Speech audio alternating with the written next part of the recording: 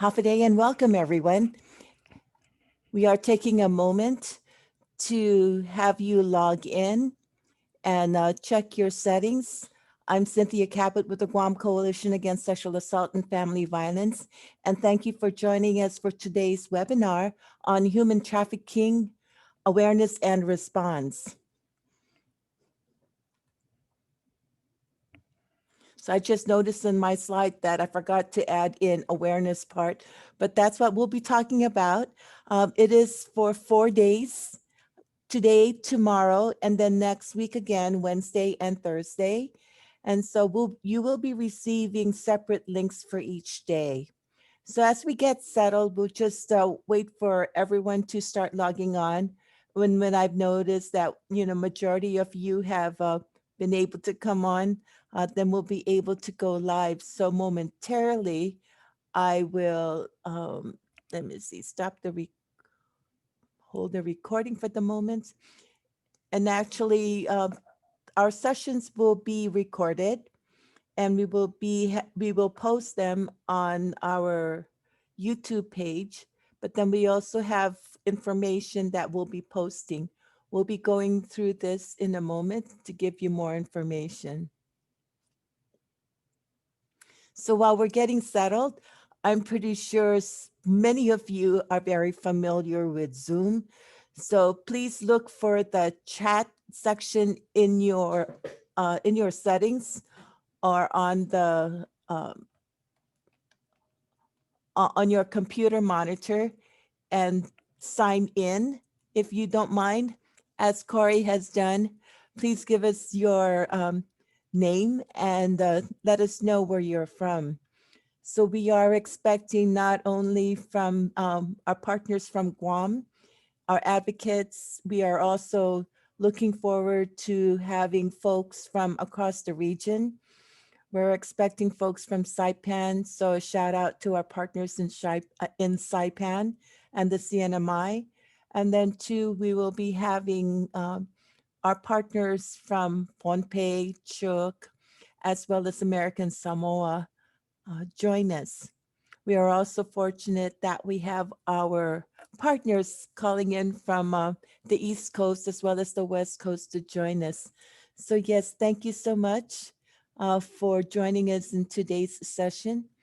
So I see quite a number of you have signed in already. And actually, we are expecting over 100 folks. So we'll give it a moment to log in. And so appreciate your being here with us today. So just to note, we are utilizing our webinar, Zoom webinars. So that means all of you are attendees for the most part. Unless you're a panelist, then we will automatically include or have you assist us by actually, you're going to be automatically muted and your video camera is turned off. So rest assured, if you need to take a break, feel free to do that and please take care of yourselves. We have in the house right now, Attorney General Leven Camacho standing by. We've got John Duenas and Blue Sharoma with a Homeland Security's investigation who's standing by to assist us as well. And I've got my team. Nathan is on hand, providing the ASL interpretation. Thanks to our captionists, our techs who are assisting us with this as well. So in a moment, we'll be starting soon with this and just wanted you to quickly go rush and get your favorite hot beverage and we'll be able to begin our session shortly. Let's give it a few moments and wait for others to log in as well. So practice your accessing the chat, sign in if you wish. And also, we also have the Q&A part that you can see in the bottom of your screen or wherever it is located on your monitor. So as you may post your questions on that and we'll be able to get to it. So appreciate you all for signing in and joining us today.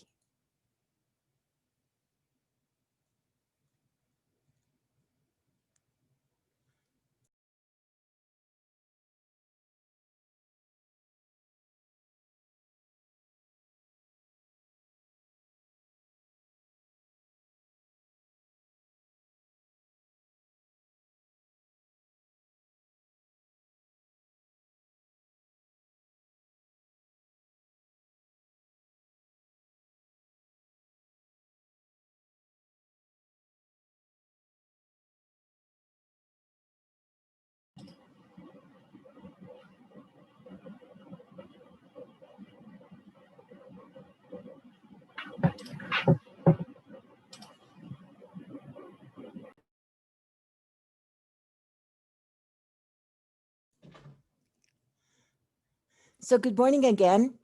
We'll be we'll begin, and we'll just begin by giving you a brief.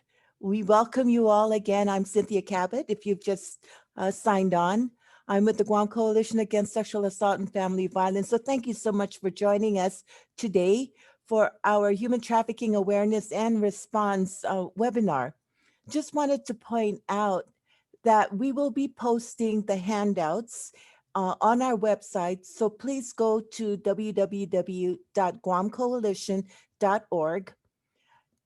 Look for the login. Username is awareness, capital A. And then the password, which is more case sensitive, it's going to be HTA 2021, HTA for Human Trafficking Awareness.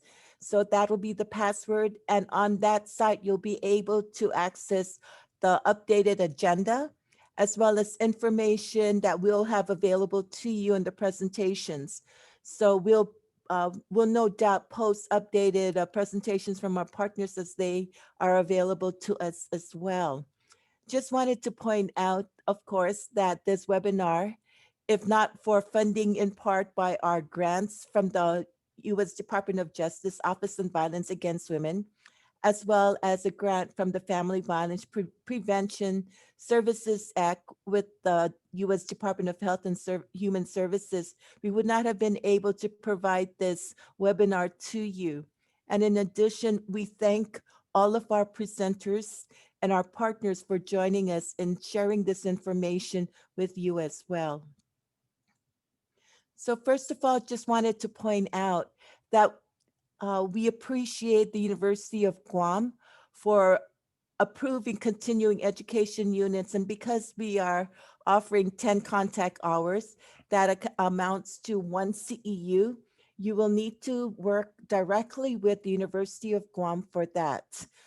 So please note that you are responsible for that, but then you will be required to attend all 4 sessions. They are not allowing you to, if you miss a session, to view it on a recorded version. So please be sure to attend all of our sessions so you'll be able to obtain your CEU. So for today's agenda, we've had to make some changes. So we appreciate our partners also for their flexibility. So this morning we have our opening remarks, and here in the room you'll see Attorney General. So we'll start with him. We'll have Jane Flores also present the Stop the Evil campaign. And we do have panel presentations from Guam Police Department, as well as Department of Homeland Security, with Homeland Security investigations to present today. We also have an updated agenda that will be posted up in our website, as I've noted earlier. So you'll be able to get a sense of what's in store for tomorrow, as well as for next week. Just wanted to remind you that after today's session, Zoom will send you links to our evaluation, or else please go to, again, guamcoalition.org. Awareness is the username, and the password is HTA 2021. And you will be able to have a link then to our evaluation there. It'll send you to our SurveyMonkey to be able to do that. If you should have any questions during this webinar, uh, perhaps you can email info@guamcoalition.org, or if you're on island, please contact our office if you're having trouble getting access to the webinar series. And our phone number is 479-2277. So we just want to thank you. And then tomorrow, as it's noted, we start again at 9 o'clock, and we'll be presenting investigating a human trafficking operation. And we have with us Eric O'Malley with the U.S. Attorney's Office, who will be providing the training for us for the next 2 days. So just wanted to have you folks sign on. I'm just waiting for one more of our presenters to come in, and hopefully we're not going to have any problems there. But please check out the chat. I've got the coalition staff who are updating information and providing information in case you've missed our slides. And that way you'll be able to get the information again. So just want to thank you so much. And by the way, if you have any questions before we start, please post them in the Q&A, like I mentioned, or else include them in the chat, and we'll be sure to take note of that. So waiting in the wings, we just want to call on then our Attorney General, Leven Camacho, to please join us online and do our welcome, our opening remarks for us. Thank you to our Attorney General, Leven Camacho. Good morning, Cynthia, and thank you. Feels a little bit odd to be here without pastries and coffee being available, because typically in non-COVID times, we would all be enjoying that. First, kudos to you and the coalition for putting this on. I know one of the requests that were made last year when we started reconvening the human trafficking task force was to have law enforcement training. So thank you again for providing this opportunity for law enforcement for the next 2 days to learn how to investigate some of the experiences that we've had here locally and some of the law here.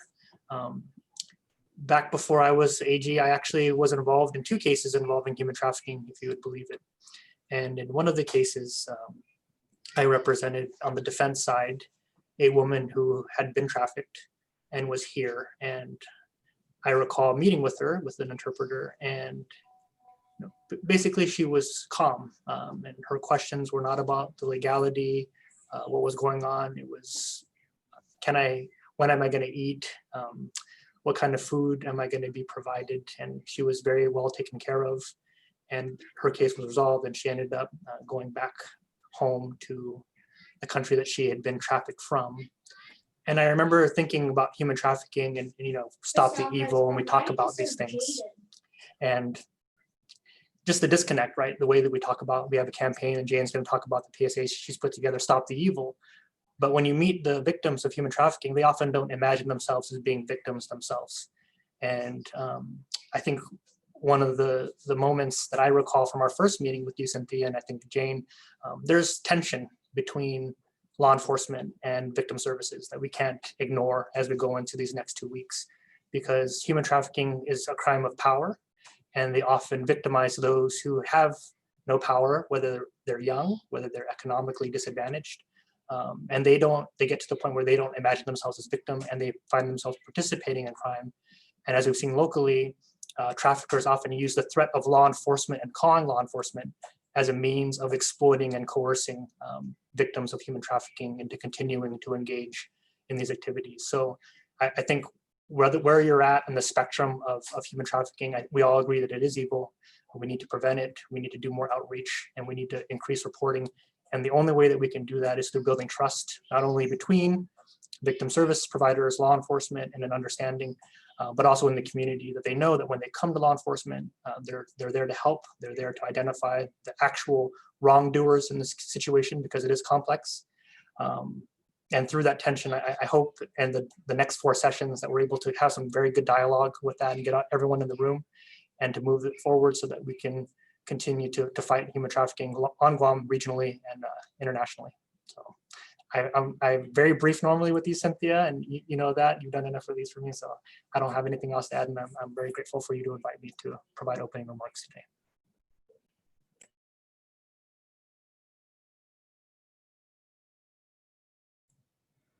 And in this, as often as I've been doing this, I keep needing to remind myself that if I mute, I need to unmute, right?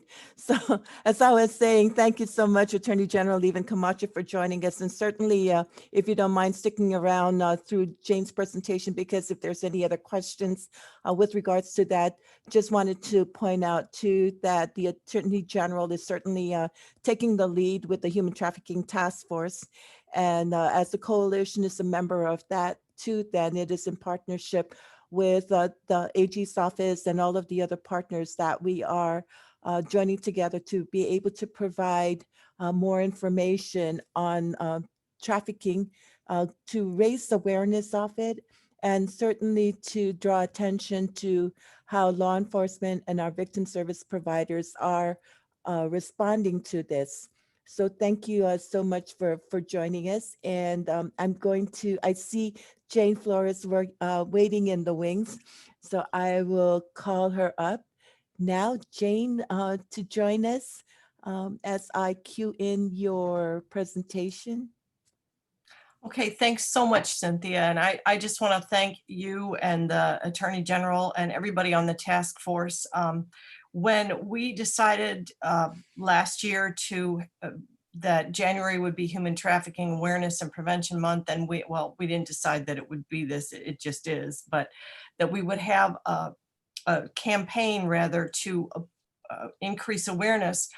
It was a team effort, and I had to smile when the Attorney General said that there is sometimes some tension between law enforcement and victim services, because I feel that sometimes with regard to how we want to help the victims, but we don't really know how much human trafficking there is out there. And we come across instances. I helped a young woman from the FSM who was trafficked to Washington State by a distant family member. And there was food stamp fraud involved, and law enforcement got involved, and she got back to Guam. But there are, we say human trafficking and it covers myriad cases, and I don't think any case looks the same, which is why awareness is so important. And when we were talking about this, and Cynthia, could you throw up slide 1, please, on the screen, if you could, please? Sure. So this is the national campaign, and the national campaign was Look Beneath the Surface, and which is a great campaign, because it says a victim of trafficking may look like many of the people you help or you see every day. And that's so true. We don't know. I mean, families have members who are involved for drugs. We know of situations here where teen girls are trafficked for sex because a family member owes a drug dealer money, and they are too embarrassed or too afraid to say anything. But for us, when we had this when we were given this campaign, this national campaign, we said, how can this translate into all of the different communities we have on Guam and get into, to create awareness? And it's a great campaign if you are, American and know the language and everything. But so we tried to, we said we need to simplify this. And so Cynthia, can you throw up the next slide, please? Sure. So within the task force, which was, it's 20 to 30 people, I think, we wanted to localize the campaign for Guam. And we decided that we needed to simplify the theme for broader understanding. And at first we were going with just a Chamorro theme, but then we thought, well, wait a minute, there are a whole bunch of different languages here, so we need to produce it in several languages. Dissemination was an issue. How do we disseminate it?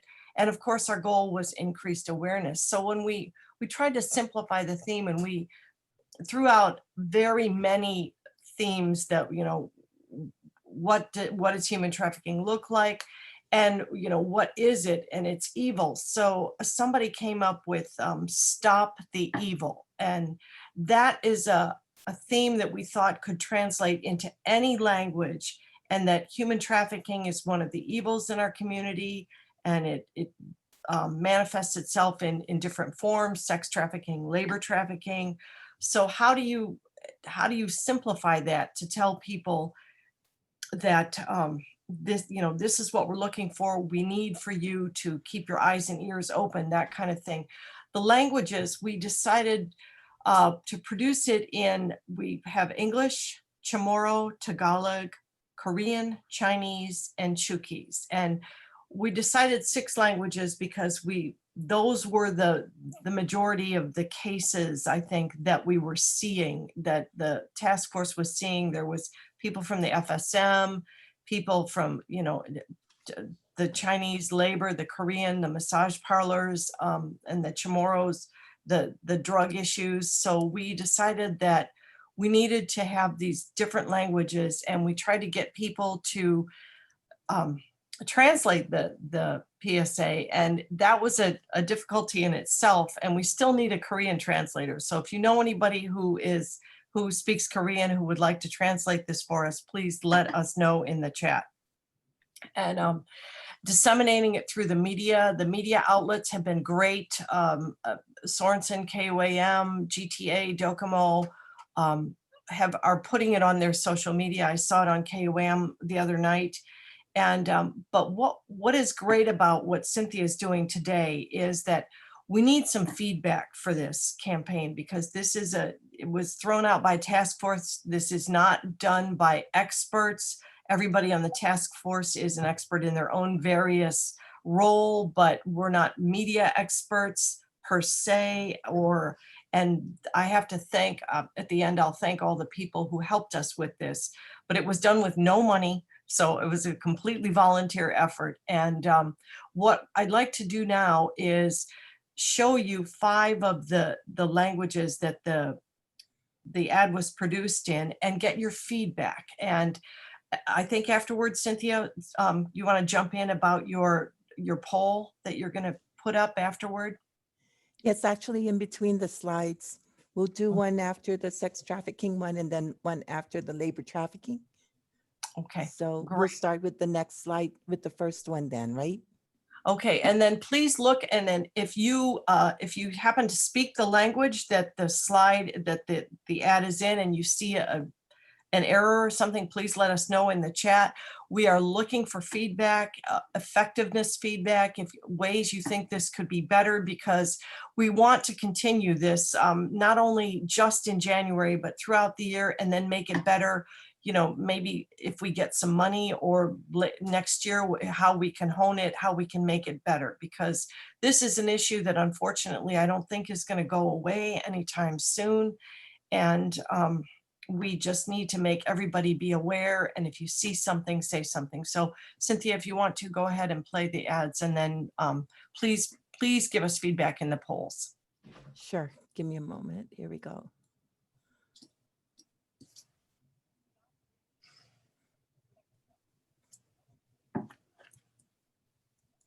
Victims are manipulated or forced to engage in sex acts.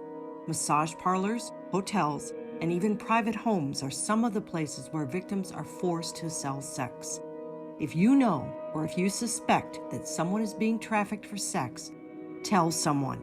Call 475-0400 to stop the evil.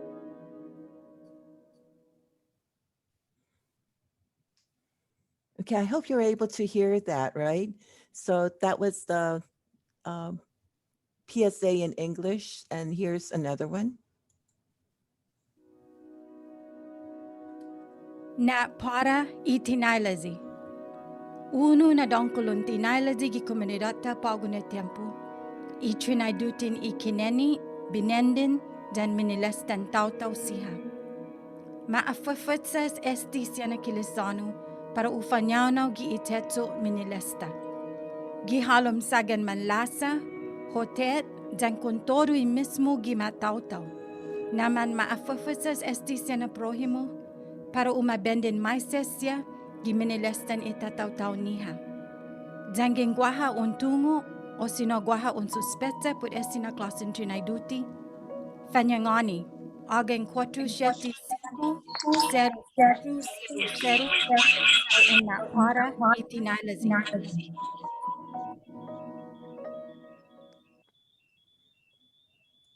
And one more for the sex trafficking. Pigilan ang kasamaan. Ang sex trafficking ay isa sa mga kasamaan sa ating komunidad. Ang biktima ng sex trafficking ay mag-aral sa mga kasali sa mga aktibidad. Sumasahing kwarto, ng hotel at mga pribadong bahay ay ilan sa mga lugar na binibenta ang mga biktima na nagbibenta ng sex. Pag may alam ka o may suspetsya ka na ang isang tao ay tinatraffic para sa sex, sabihin mo, tumawag ka sa 475-400 para matigilan ang kasamaan. Okay, let me repeat that. There's some feedback. I'm sorry.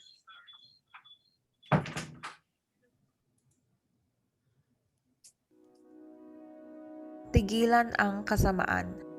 Ang sex trafficking ay isa sa mga kasamaan sa ating komunidad. Ang biktima ng sex trafficking ang pinipersa na makisali sa mga aktibidad na sex. Sa masahing parlor, mga hotel at mga pribadong bahay ay ilan sa mga lugar na pinipersa ang mga biktima na nagbebenta ng sex. Pag may alam ka o may suspetsya ka na ang isang tao ay tinatraffic para sa sex, sabihin mo, tumawag ka sa 475-0400 para matigilan ang kasamaan.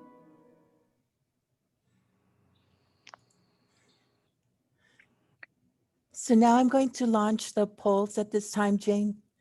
So Okay. so I just want to ask our attendees to please take a moment to respond to the polls. Yes, and please be honest with us because this is really important that we get some good feedback for this.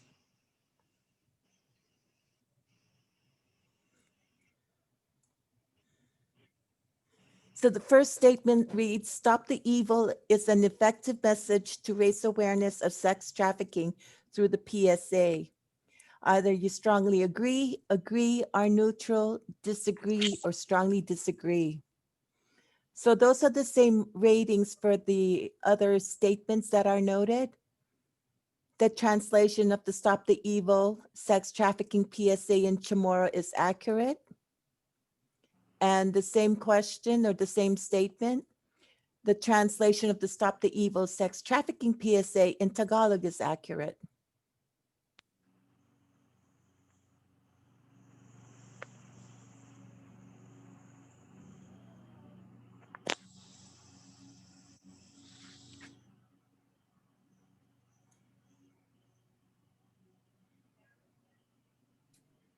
So we've got a little bit more than half of you taking a moment to comment on our poll. We'll give it another few seconds. So if you haven't already, please take a moment. And of course, we're reaching out to those who are fluent in Chamorro and Tagalog to respond to the second and third question. But if everyone would please respond to at least the first statement, whether you feel that this is an effective message to raise awareness of sex trafficking through the PSA. Also add in the chat, if you could, please, if you have ideas for different types of awareness campaigns that we might be able to use. As I said, this was a community effort within the entire task force. Everyone gave feedback as to how to make it as simple and effective as possible because we were trying to reach so many different communities.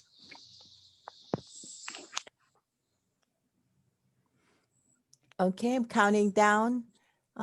Take a moment for those who are interested in taking a vote because I will be ending the poll. 3, 2, 1.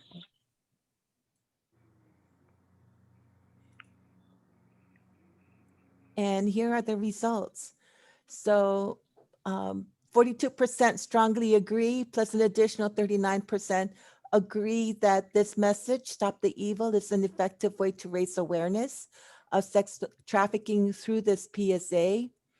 And for those who are familiar with Chamorro, you strongly agree and agree on the translation. And then 2, for those in Tagalog, there are those who do strongly agree and disagree, strongly agree and agree with 11% of you staying neutral on that. So thank you. So Jane, at least this is for the Stop Trafficking. I'm glad to hear that the Tagalog is accurate because, you know, those of us who we asked native speakers to translate all of these. So I'm glad to hear that was accurate. Okay. So we'll go to the next slides then, and it will be This is labor, correct? Yeah. Yes.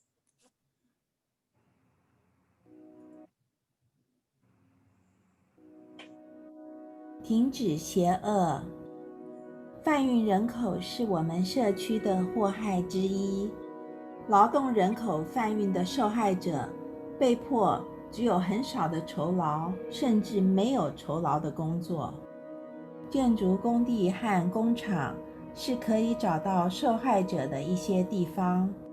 如果您知道或怀疑某人正被贩运做工，请告诉某人，请打电话475-0400，停止罪恶。Okay, I know I can almost bet, Jane, that not too many are probably fluent in Chinese, but I'm pretty sure we can read the English subtitles on the screen. So I'm going to go ahead and play the next one. And it is also focusing on labor trafficking as well. And this is Chuki's. Eukara vervuringai. Vervuringai me visnan sokopaten nikirik. Labor trafficking ikewa vervurun agagarabas esaprentuvitir purretuvitireven irayo eko vervurungai me visnan neriat. Eko we visngeri reira para ragang ngefeo turkewe eserogerir purarogerieben. Me vis labor trafficking non neriaragen construction meko factory. Ik porque siria efisia e vervuring our labor trafficking. Kukuri, rueru visuriwu, terro, rueru, terro. Elkara e vervuring. Okay, so now those are the two slides that we have for labor trafficking. And we've got our next slides. Give me a quick moment for our polls.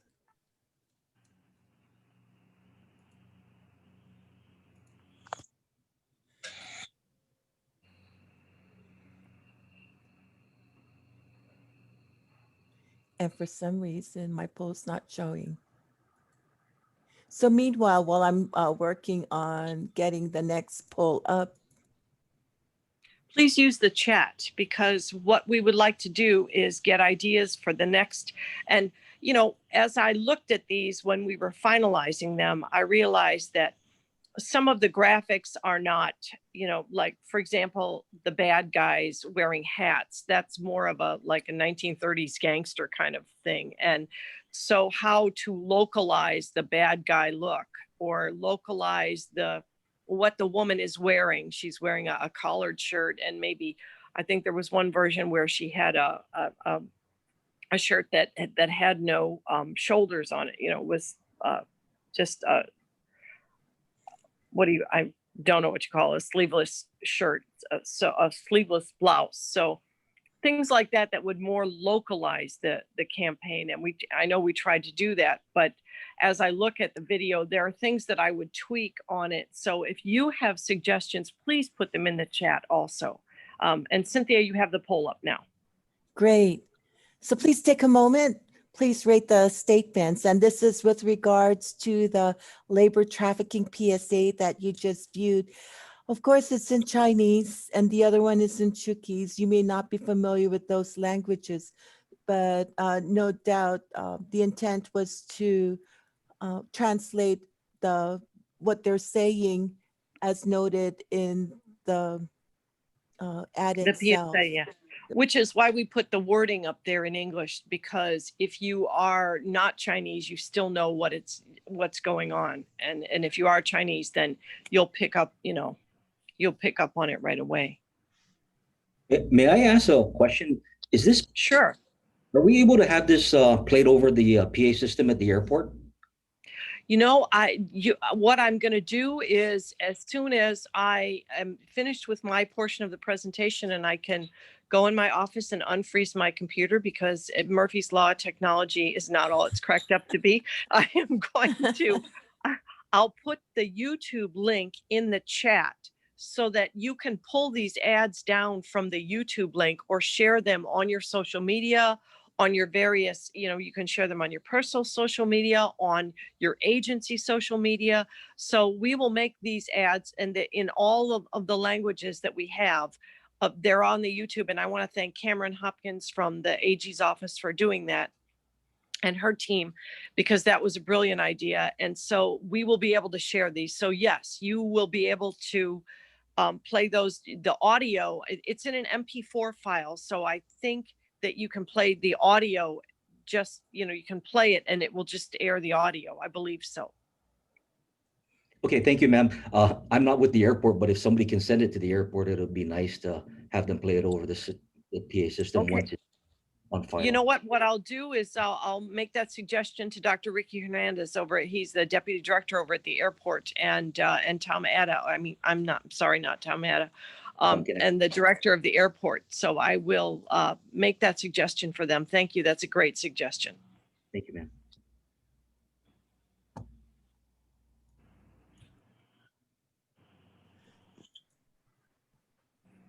So I'm sharing the poll results, and certainly with regards to the ad, the message then for labor trafficking, many agree and also strongly agree that this ad is effective in raising awareness of labor trafficking through this PSA. And of course, as I suspected, there are not as many Chinese speakers as well as Chuukese speakers in the House.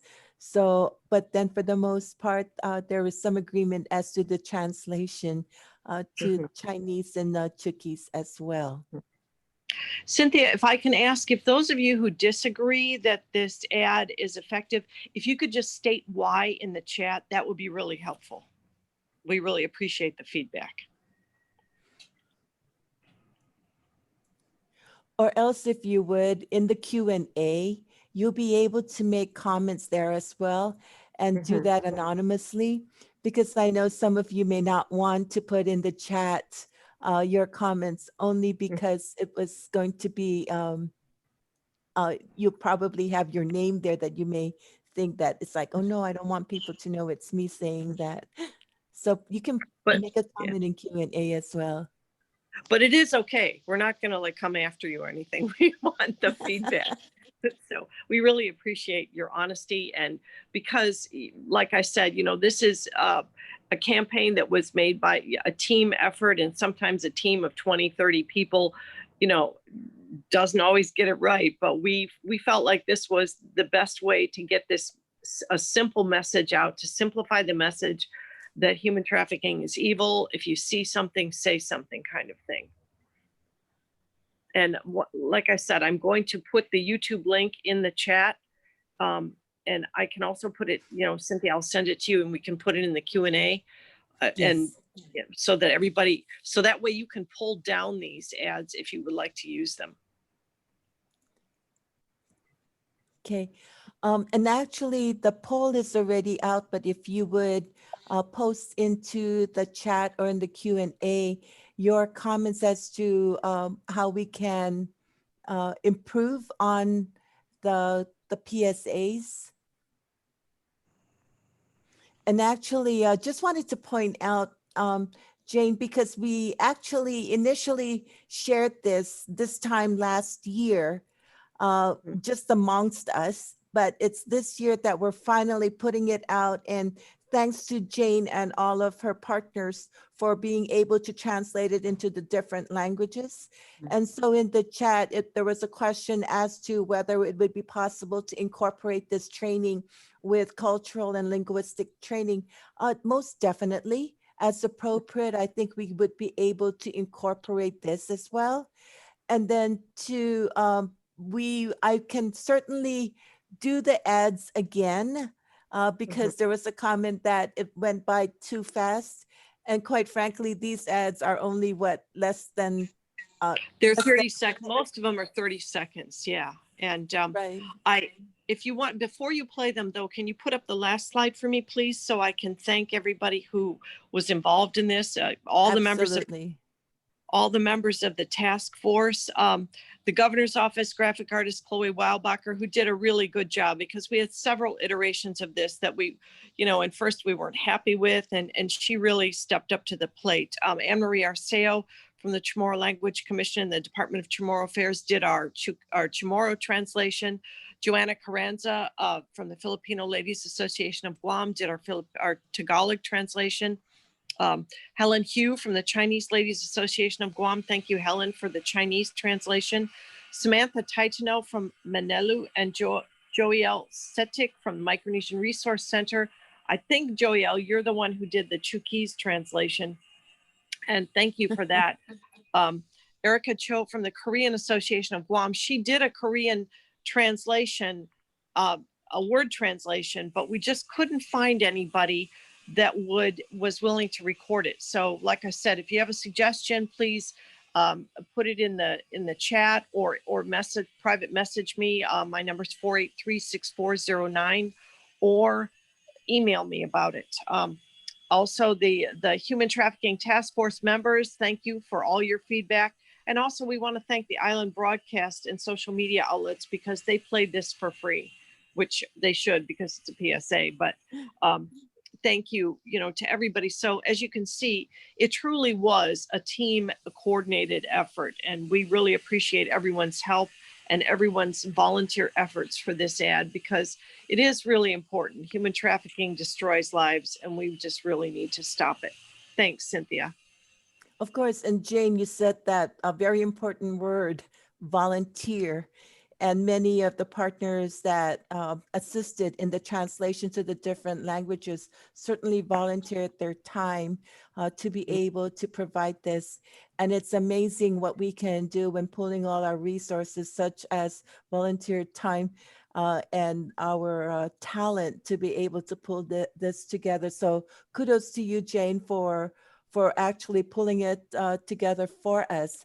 And there is a comment too in the Q&A with regards to, would it be useful for the Kosrayan community in Guam to have the YouTube and translated in Kosrayan? I would think so, right, Jane? I would think so. So, and because we know, for all these languages, and what we can do is, if we can get somebody to and of course we had to do this during the pandemic. So people literally recorded the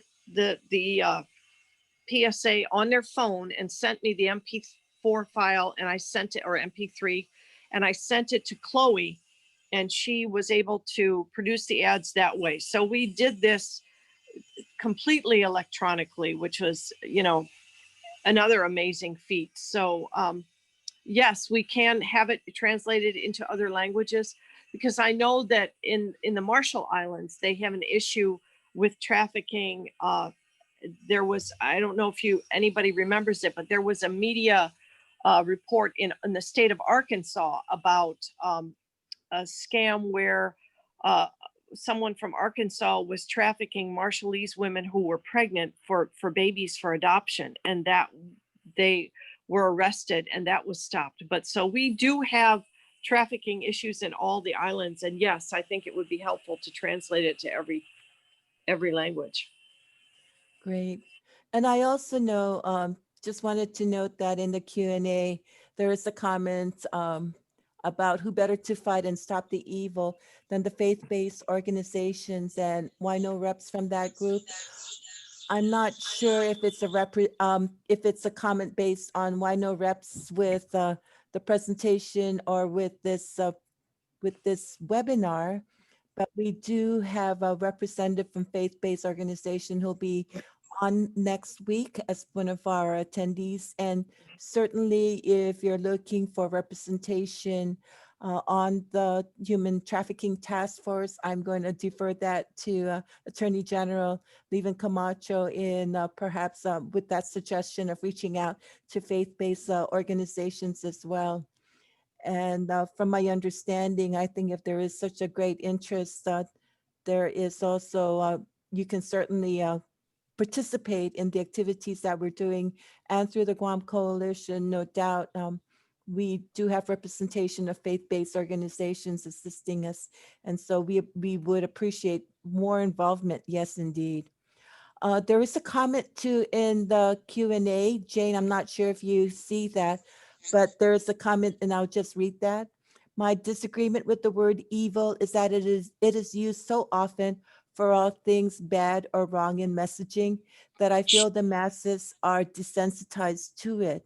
Certainly a good point. And, that was also my consideration, my concern with regards, personally with regards to this, but I think with respect to getting the message out, also a word of caution in that the evil is not necessarily those who become victims to the trafficking, but it is to the act and to those who continue to perpetrate this. So Jane, any other comments to that?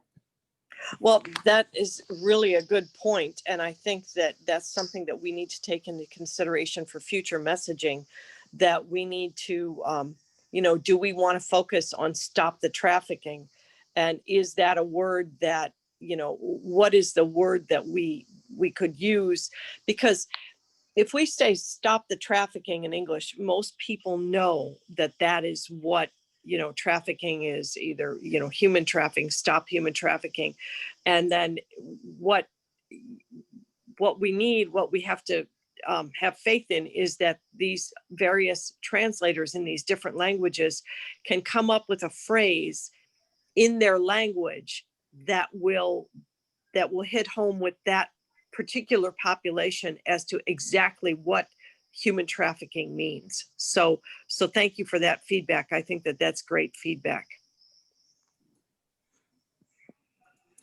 There was an earlier comment too with regards to perhaps in follow-up, add more information on removal of travel documents, even if it's for safekeeping, because oftentimes I'm pretty sure in some cases they would think to trust the employer to hold on to the passports for safekeeping. And of course, many of the victims in this case may not think that that is one way that they may be trafficked. So it is also from the coalition's perspective that as we move forward to address human trafficking, be it sex trafficking or labor trafficking in our communities, recognize too that sometimes maybe the victims don't know that they are being trafficked, right? And so we also know too that one of the concerns may be that they may not know who to trust with regards to reaching out for help and assistance. So in this way, this is the purpose of our webinar. Thanks, coupled with the ads that hopefully will be airing out there, and with the work that the Attorney General is doing to better coordinate through the Human Trafficking Task Force, that we're able to hopefully raise awareness and better respond to victims and survivors of human trafficking in our communities. Okay. Yes. Thank you for the opportunity, Cynthia, and everyone who is on this webinar today. Thank you so much for the feedback, because it is so helpful for us to try to get to the bottom of this problem. And so I just think that just having these ads out and having the feedback from the ads and, having the awareness out there is so important. Yes, thank you so much, Jane. And Attorney General Leven Camacho, thank you too for joining us in our opening remarks. Any last comments? Polly, Mike, I'll be contacting you and taking you up on your offer. I know that we started off last year and we were figuring out how to build on with our campaign, Stop the Evil campaign. But I do just want to take a step back, and we're here. This is a human trafficking conference, but sometimes we get very caught up as lawyers in particular in the labels. Like, human trafficking is not the same as human smuggling. I'm sure everyone in this room would love that if you are a victim of either human smuggling or human trafficking, we would want you to contact someone to let them know that you are a victim. So the evil was broad enough to capture, I think, any bad or somewhere that you can turn if you were a victim, whatever the crime is, whatever the label is technically. It was just encouraging folks and letting them know that there was a place to reach out. based on some of the comments that have been made, we will be reaching out to the airport. I think that's a great idea.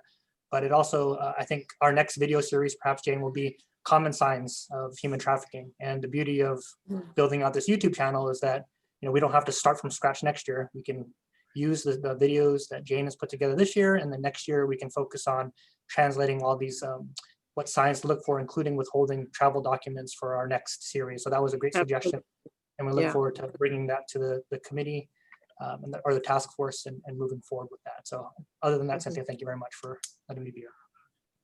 Yes, most definitely. And like I said, we'll have the YouTube link up momentarily. And so you can pull down these ads if you want to use them, and they'll be up for, nothing on the internet goes away, right? So Yes, absolutely. And there's a few more comments, and definitely even throughout, if something pops up, even though it's not relevant to what we're having presented at the moment, because there's one comment that came up about the picture on the campaign should show both genders and different age. Human trafficking has no boundaries, and definitely that is certainly something that we will be addressing. And I think there are many versions of this ad I can see happening soon, right? Yes. This is just a start. Yes. That's a great suggestion. Thank you. Thank you. And I know, Jane, if there was any way that we could turn volunteerism into more cash, then I'm pretty sure we'll have more of these to do, right? Yeah. Well, I'm definitely looking at some some government funding, from Polaris Project and those types of places, and also some private funding from foundations and even companies that want to help with this.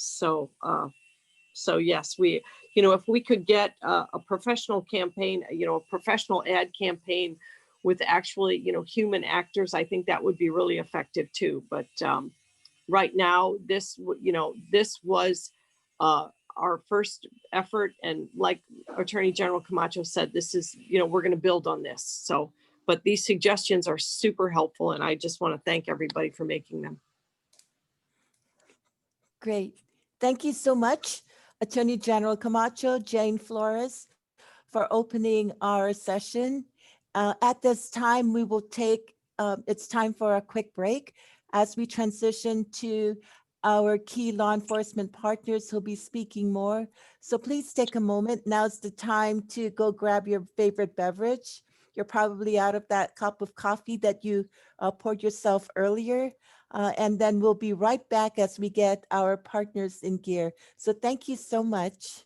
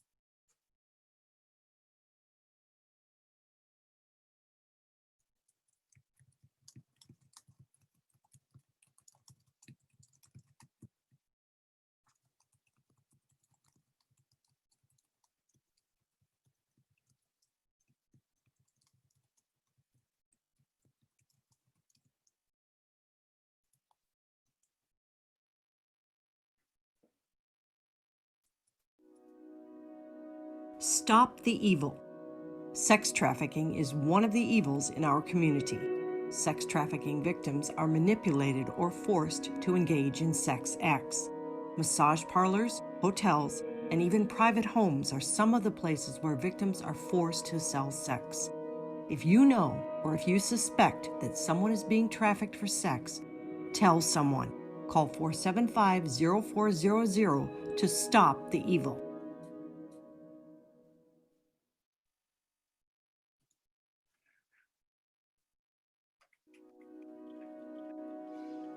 Na para itinailazi. Unu na donkulun tinailazi gi komunidata pagune tempo. Itrinaidutin ikineni, binendin, dan minilestan tau siha. Maafafatsas esti siana kilisanu para ufanyaw gi itetso minilesta. Gihalom sagan manlasa, hotet, dan kontoru mismo gi matautaw. Naman maafafatsas esti siana prohimo para umabenden maisesya gi minilestan itatautaw niha. Dangin guaha untungo o sinaguaha un suspetse pud esina klasin trinaiduti. Fanyangani, agen 475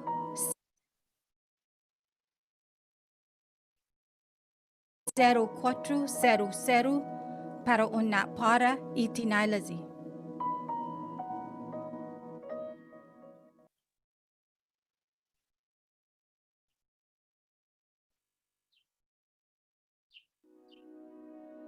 Tigilan ang kasamaan. Ang sex trafficking ay isa sa mga kasamaan sa ating komunidad. Ang biktima ng sex trafficking ang pinipersa na makisali sa mga aktibidad na sex. Sa masahing parlor, mga hotel at mga pribadong bahay ay ilan sa mga lugar na pinipersa ang mga biktima na nagbebenta ng sex. Pag may alam ka o may suspetsya ka na ang isang tao ay tinatraffic para sa sex, sabihin mo, tumawag ka sa 475-0400 para matigilan ang kasamaan.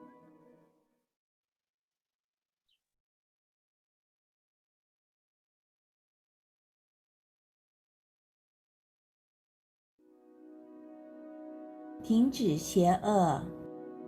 贩运人口是我们社区的祸害之一。劳动人口贩运的受害者被迫只有很少的酬劳，甚至没有酬劳的工作。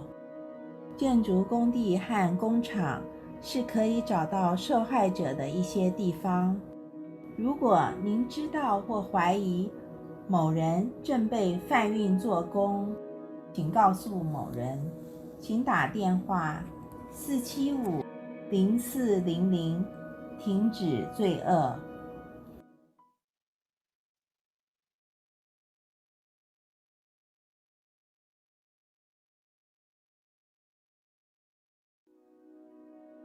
Aukara vervurringa.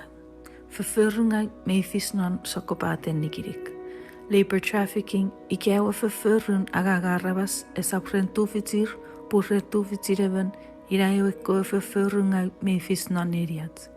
Eko we visngeri reira para ragang ngefeo turkewe eserogerir purarogerieben. Me vis labor trafficking non neria ragagen construction meko factory. Ikea porque siria efisia e vervurringa wa labor trafficking. Kakuri, ruaru, fisuri wu, terro, ruaru, terro.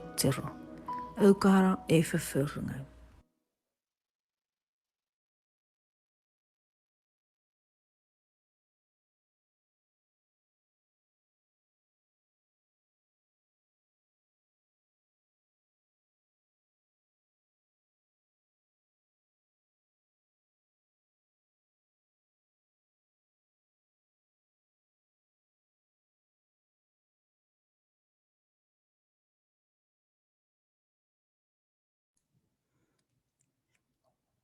Half a day, everyone. Thank you and welcome back. We are at the 10:04, starting up with the second half of our webinar for this morning.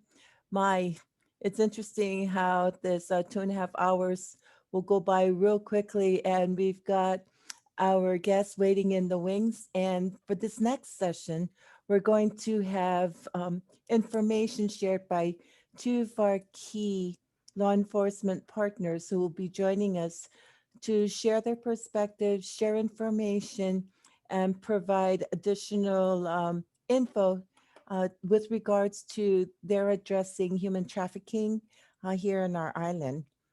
And then, so first up, I'm waiting on Eugene Charfaris. Sergeant Charfaris is actually the officer in charge at the Guam Police Department. He's with the office. He's the officer in charge with the Criminal Investigation Division. So, Gino, are you ready to share your information with us?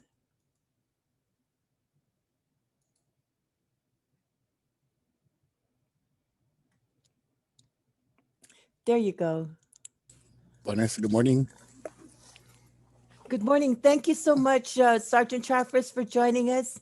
And just want to note that we've had years and years of working together with Sergeant Chaffers, especially when he was with the GPD's, Guam Police Department's DART team, the Domestic Abuse Response Team. And now he's got more on his task list to do. So appreciate your joining us this morning. Thank you.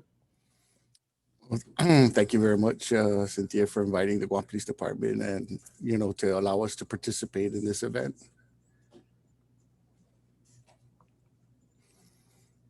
So I'm going to give this moment now to you so you can share with our attendees then from the Guam Police Department. Thank you.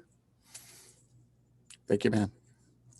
Buenas Afade. So I'm Sergeant Charfers with the Guam Police Department. Today we're to cover what the role of the Guam Police Department is and basically how we can aid in the investigation of sex trafficking, particularly towards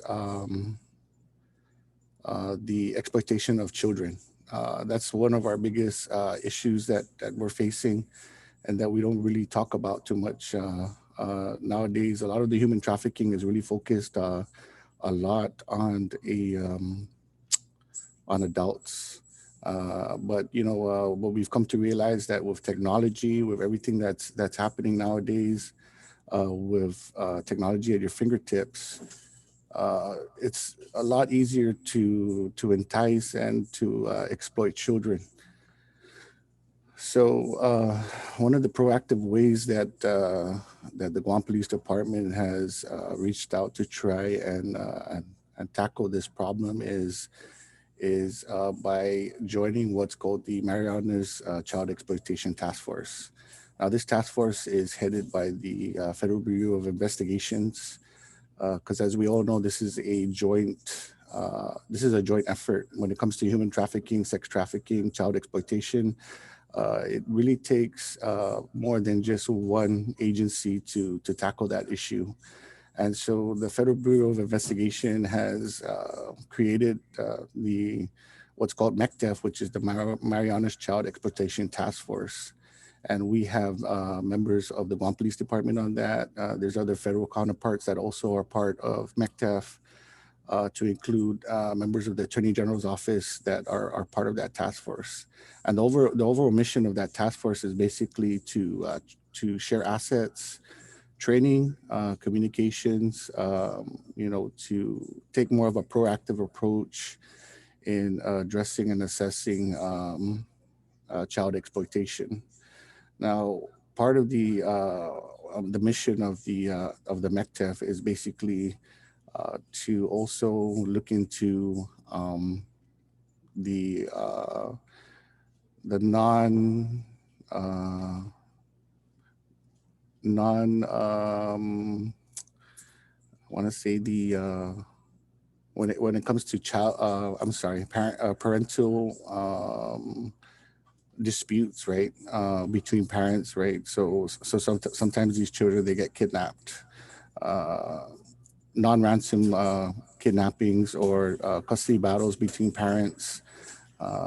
Those are another issue sometimes where children get exploited. One of the biggest things that we're seeing now is that because there's so many applications that are available out there through either tablets or cell phones, you have WhatsApp, you have Instagram, you have Snapchat, you also just so many different applications out there that are being used. These children are just easily accessible.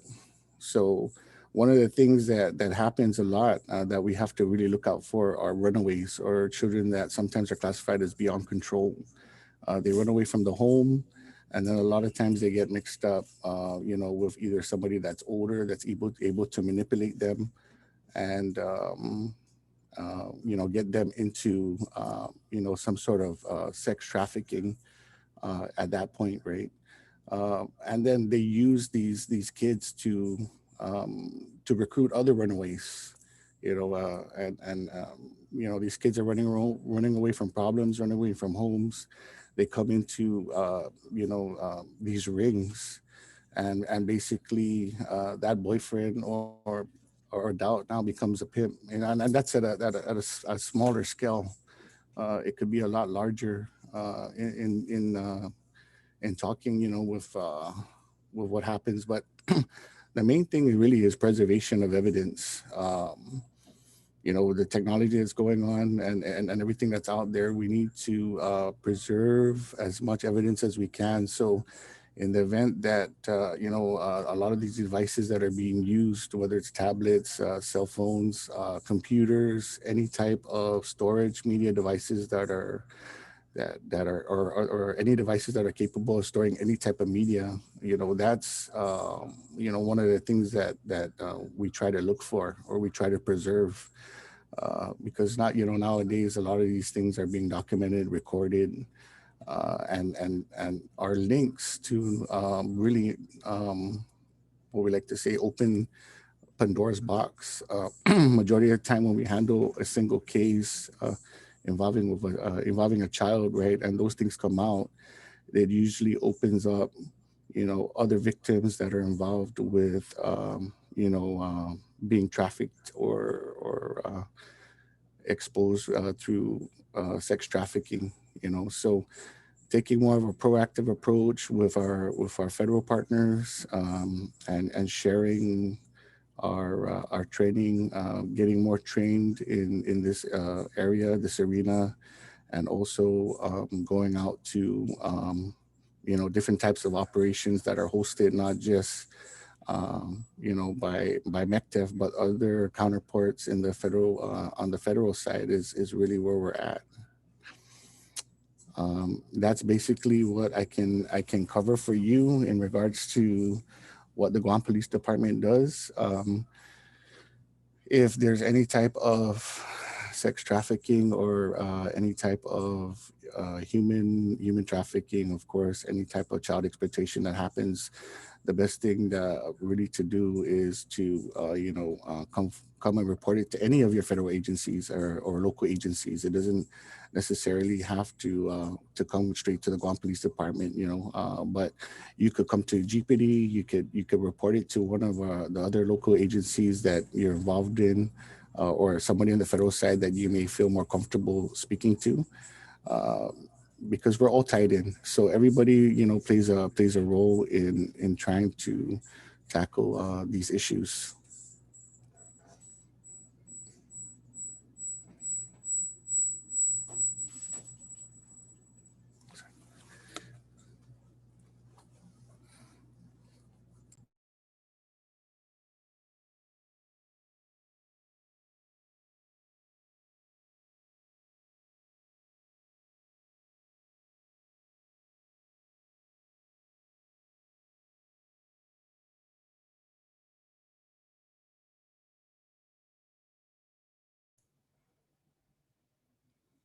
We're just checking our audio technical difficulties for a moment. So give us a quick moment since we're getting some feedback.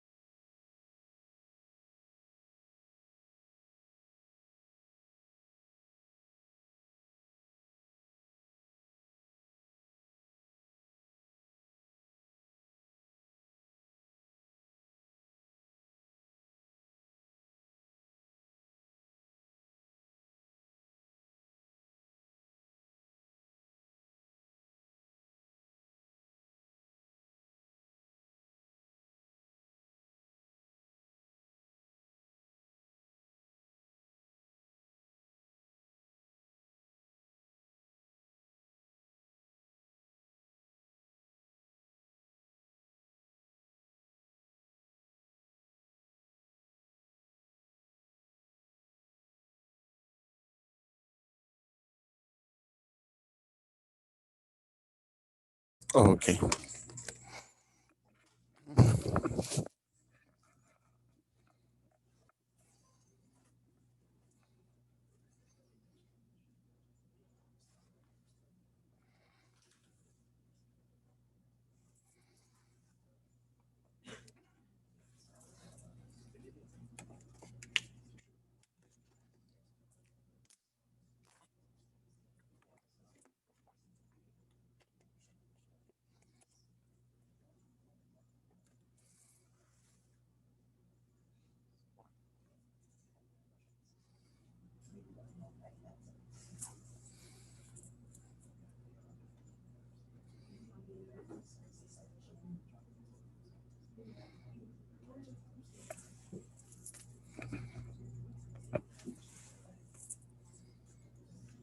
I just wanted to tune in and just remind folks that if you have any questions for Sergeant Gino Charfaris, to please put it in the chat or in the Q&A, and we'll be able to respond to you with that.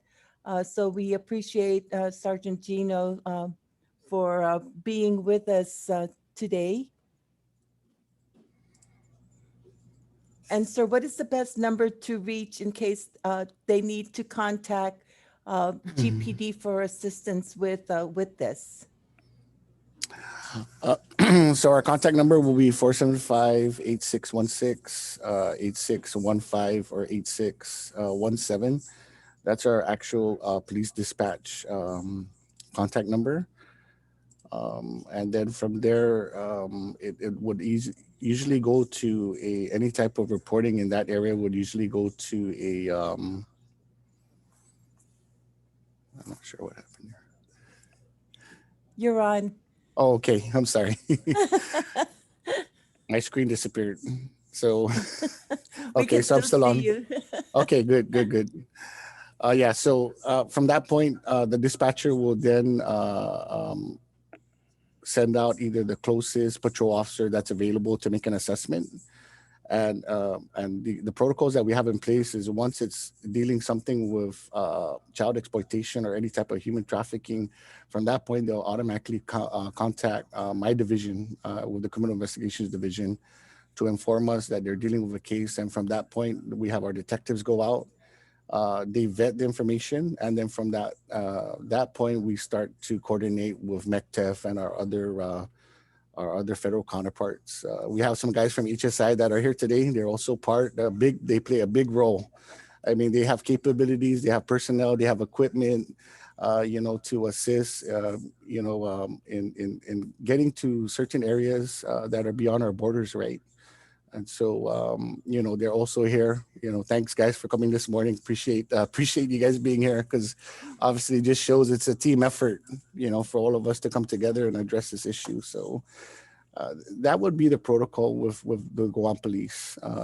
Basically, once they call and they contact, they'll be able to give us those things. And then also, I guess I just wanted to put in a shout out to your DART team, because they are also available too, and as another resource to those who would be seeking assistance if they don't want to call the police department per se. You do have DART, right? And victim advocates there who can assist? Yes. So we have victim advocates that are assigned to our domestic assault response team. And I used to always say all the time, the beautiful thing about those advocates being assigned to DART is a lot of the reporters that come forward can remain somewhat anonymous to a certain extent, and may feel a lot of times more comfortable speaking to an advocate versus somebody in uniform. So if they don't have those, if they call, they can request to speak to an advocate initially first. The other thing is that, the Guam Police Department, as far as DART is concerned, is in great partnership with all the other partners. The coalition, of course, is one. Varo also is another partner that we work closely with. And so if they get a hold of even the advocates at the Varo site, the Varo advocates will end up contacting our advocates. And then from that point, DART will get involved. So that's another avenue for them to also report it. And so the number for DART is 473-8000. That if they don't want to go to our police dispatch and they want to be more anonymous in the reporting, that's another avenue that they can take. So thank you. Besides the number that's listed in the PSAs that we shared with Jane, and that number was 475-0400, the number then that Sergeant Charfus just shared is 473. Okay, help me out with 80. this. Yeah, it's okay. 473-8000. Great, thank you. Sorry, short-term memory is very short these days. So appreciate your assistance with that. Any final words, Sergeant Charfus, before I send it, spoiler alert, to the recruiting team from HSI? No, I just again want to thank you, of course, the Guam Coalition for putting this thing together. Of course, shout out to the Governor's Community Outreach Program, head by Jane Flores, all the partners, the Attorney General's office, of course, our federal counterparts that are here. It's a pleasure for the Guam Police Department, of course, to always participate in these events and to help out, in whatever way we can to address these issues that are having a great effect on our community. The first step really is just the fact that we realize that it is an issue, and that we're willing to all come to the table to play our roles and play our parts to do what we can. So, and of course, again, through this seminar, right, that you're hosting, is to give awareness that it is out there, that it is happening. Because a lot of times we take for granted that, Guam, being that we're all the way out here, sometimes, we don't realize that these things are actually happening. But, we're the perfect area for it to happen. And it's, if it's a key region for the military strategically, and just our tourism industry, opening up the borders, with international countries that are able to come here, it's just it's a perfect breeding ground for this type of thing to happen. So that's the first step, right? And I feel that we're in the right direction. So again, the Guam Police Department is happy to participate and be part of it. Thank you so much. And of course, for social distancing purposes, we did have our training room on the second floor where we're located available to our law enforcement partners to be able to present. And I'm pretty sure they're keeping 6 feet and socially distanced from each other, as Sergeant Charfus is looking around the room. So thank you so much, sir, for joining us. And what we will do now is cue in our partners from Homeland Security. So thanks again, Sergeant Charfus, and the number to call, 473-8000. Otherwise, there are other numbers to be able to reach out to be able and report the information. So thanks again to Guam Police Department, to you and your team for all that you do. Thank you. Thank you, ma'am. So now I'm going to call on, here we go, Special Agent Blue Shiroma to join us. And he's ready in the house. And watching on is his boss. We have John Duenas also. So just wanted to say thank you so much to you folks for joining us. And I will leave it to you to introduce more on Homeland Security's investigation. Special Agent Blue Shiroma, thank you. All right, good morning, everyone. Thank you, Cynthia, for that introduction. We want to welcome you to the HSI Stop Trafficking Outreach presentation. We want to thank all the participants for joining us this morning. I believe awareness is an important element when combating human trafficking. So I want to thank the coalition for hosting this event, and more specifically for Cynthia and Marie here that has been working hard to make sure that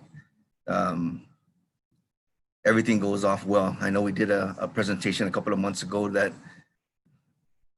kind of didn't go too smooth, but We're here today. We want to thank the coalition for providing us space upstairs, providing us a computer, providing us some mics. So we really appreciate it. My name is Bruce Romo. I'm a special agent with Homeland Security Investigations. With me today is Rob Ramirez. He's also a special agent. And another part of the recruitment team is Brent DeBlanc. He's also a special agent. They'll be here with me today to field any questions, specifically anything about human trafficking or even more specific to immigration related questions.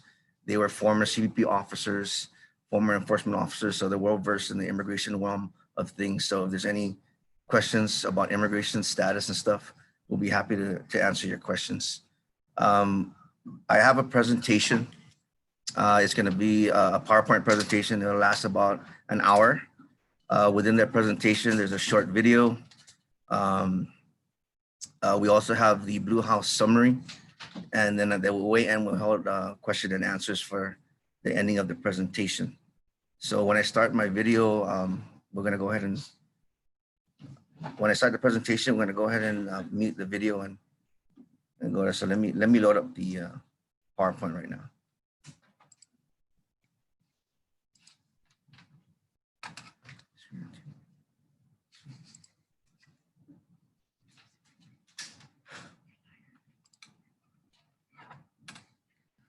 All right, can everybody see the PowerPoint? Oh no. Yes, we can. Are you able to see the PowerPoint or the one with the notes? The slides we see, not your notes. Perfect. All right. All right. So this is the HSI Stop Trafficking Outreach presentation. Our objectives today is to learn about HSI and our anti-trafficking mission. What are the 4 Ps and why partnership is so important? The difference between smuggling and trafficking, and learning the human trafficking indicators, and finally the 3 Rs, and that is to recognize, report, and respond. Who we are. HSI is the principal investigating arm of the United States Department of Homeland Security, responsible for investigating transnational crime and threats, specifically those criminal organizations that exploit the global infrastructure through which international trade, travel, and finance move. What is our mission? HSI investigates, disrupts, and dismantles terrorist, transnational, and other criminal organizations that threaten or seek to exploit the customs and immigration laws of the United States. Why do we combat transnational crime? Because it affects everything for public safety, for homeland security, for border security, for the economy.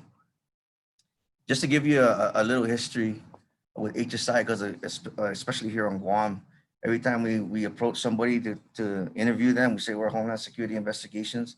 A lot of times we get confused with Guam Homeland. They go, oh, you work up there at Civil Defense? So we're like, no, we're US Homeland Security. So basically after 9/11, the terrorist attacks in 2003, to strengthen our borders, they created the Department of Homeland Security, US Department of Homeland Security. And what they did was they took all the customs inspectors and the immigration inspectors, and they put them under CBP, which is called US Customs and Border Protection. All the investigators for customs and all the investigators for immigrations, they fell under HSI, which is also under ICE, Immigration and Customs Enforcement. So with just the mere fact of where we work, working the international border, anytime there's an international nexus, land border, or any international airport, you have HSI agents conducting investigations. So we're well versed in conducting investigation that involves transnational crime. All right. So here's a quick video that we want to share with you guys. The world's most notorious drug kingpin, murderous drug trafficker, known as El Chapo. Now he is firmly in U.S. custody.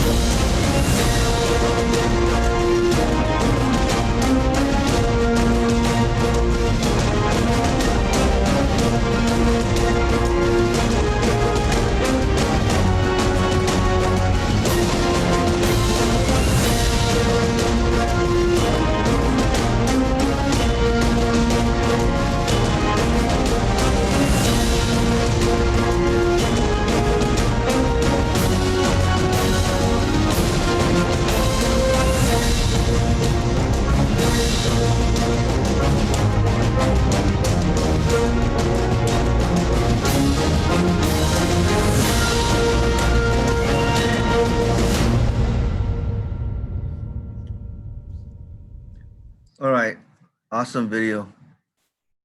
Every time I watch that video, I feel like applying for this job all over again. As you can see, in order to have a successful investigation, HSI can leverage our investigations to reach out to our domestic offices. If you can see the screen, our global footprint, we have 200 plus domestic offices. We have over 6,000 special agents. We have over 8,400 employees, and we have 82 international offices.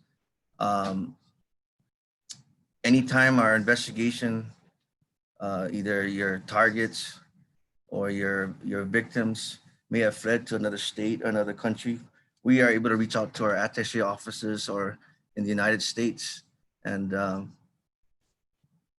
further the investigation. Another good thing about having so many offices overseas and in the United States is that you are allowed to team up with the NGOs or your non-government organizations, your faith-based organizations, create task forces that are out there and create this environment that allows to share information. So because of our global footprint, HSI is able to conduct a successful investigations. And if we are part of, whether it be GPD or local state investigations, we could afford our ability to reach out to these areas as part of our input into the case. HSI's mission to counter human trafficking. The mission of HSI's human trafficking investigation is twofold. We proactively identify, disrupt, and dismantle cross-border human trafficking organizations. And we employ a victim-centered approach whereby equal value is placed on the identification and the stabilization of victims and the deterrence, and on the deterrence, investigation, and prosecution of traffickers. I think we need to pause a little bit on this number 2. We employ a victim-centered approach whereby equal value is placed on the identification and stabilization of victims and on the deterrence, investigation, and prosecution of traffickers. Anytime in a case that a victim may be in danger, it doesn't matter what part of the investigation we are in. Our job is to make sure that the victim is identified and rescued. So we place priority on the victims. Another way we do that is we have what we call a victim assistance specialist, a VAS, who is, her specific job is anytime there's a victim that has been identified in a case, she ensures the survivor the ability to stabilize that individual, stabilize that victim, provide whatever services they may need, whether it be housing, food, whatever the victim needs. Our main job is to make sure that we stabilize that victim and the victim feels safe, whether it's male or female.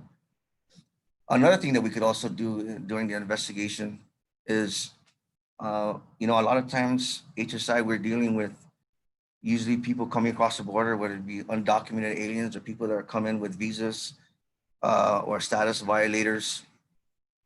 A lot of times they don't want to talk to authorities or they don't want to talk to law enforcement because they feel that they're going to be deported or removed. What we can offer these victims is what we call continued presence during the investigation. And what this allows them is a temporary immigration status to remain in the United States, and it's renewed annually. Yeah,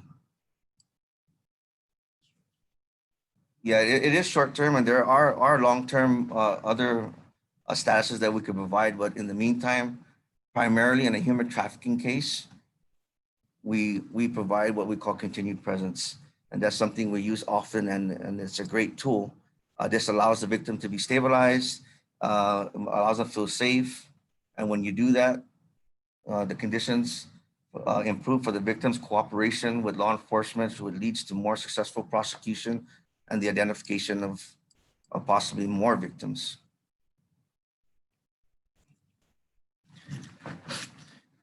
HSI's counter human trafficking strategy, and that's the 4 Ps: prevent, protect, prosecute, and partner. As far as prevention, the best thing to do is to provide training domestic and this to international, domestic or international law enforcement. We also have what the DHS has, what they call the DHS Blue campaign, and it's basically awareness of human trafficking. And we'll give you guys the website to download brochures and stuff. So another way that and as far as protection, like I said earlier, we do a victim-centered approach to the investigation. We conduct human trafficking interventions. We work closely with our VAS, our Victim Assistance Program, to ensure survivors are safe and the situation can be stabilized. And as far as prosecution, we assist with the investigation, whether it goes federal or local. And last but not least, and more importantly, our partnerships. Our partnerships with NGOs, faith-based, non-government organization. HSI participates in over 120 task forces, including state, local, and tribunal law enforcement partners.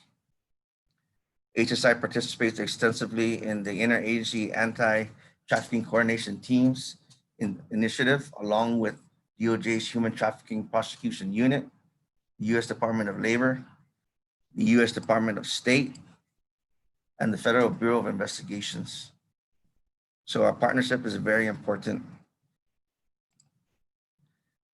Here are some statistics for fiscal year 2019. There have been 1,024 investigations, 2,197 arrests, 691 convictions, 428 victims assisted. In order to accomplish this type of success, this can't be done alone. This has to be done with federal, state, and local partners, NGOs, task forces. That's the only way that you're able to successfully combat human trafficking. All right, about human trafficking. Labor trafficking: recruitment, harboring, transportation, provision, or obtaining a person for labor services through force, fraud, or coercion. Sex trafficking: commercial sex act induced by force, fraud, or coercion, or if under 18 years of age.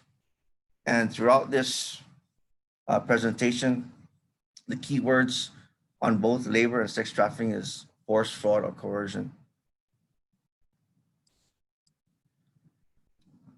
Sex trafficking versus sex work. If you look at this diagram, if it is your choice or by circumstance, if it's between two consenting adults, sex work is illegal, but you're not a victim, right? Once you place force, fraud, or coercion in the picture, now this becomes sex trafficking. The same with labor trafficking. If you look at this diagram, you could have workplace safety, health, and compensation violations, abuse, and exploitation that do not rise to the level of labor trafficking. The crime becomes labor trafficking once the elements of force, fraud, or coercion enters the working situation. Human trafficking versus human smuggling. Trafficking, involuntary. It's a crime against a person. It's exploitation-based. There's no need for border crossing required. And it could be either foreign nationals or US citizens. Human smuggling is usually voluntary. They're complicit in the scheme. They want to be smuggled into the United States. It's a crime against the state. It's transportation-based. It requires border crossing. And it's dealing with foreign nationals.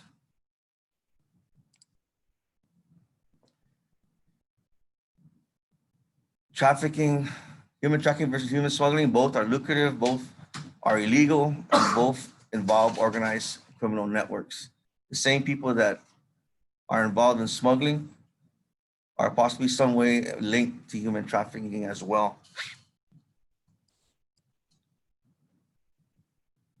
Here we go again. This slide just shows you can have human smuggling, and then when there's force, fraud, or coercion, it becomes trafficking. A lot of our cases here in Guam, we deal with the visa waiver program. A lot of our smuggling cases, we've been charging harboring for the owners of the businesses and visa fraud for the aliens that are coming in. Most of our cases deal with the visa waiver program. The visa waiver program allows them to come in for 14 or 90 days on the visa waiver program, depending on if it's the national visa waiver program or the Guam Marianas visa waiver program. But they come in here to work, whether it be the massage parlor or whether it be a buy me drinky bar.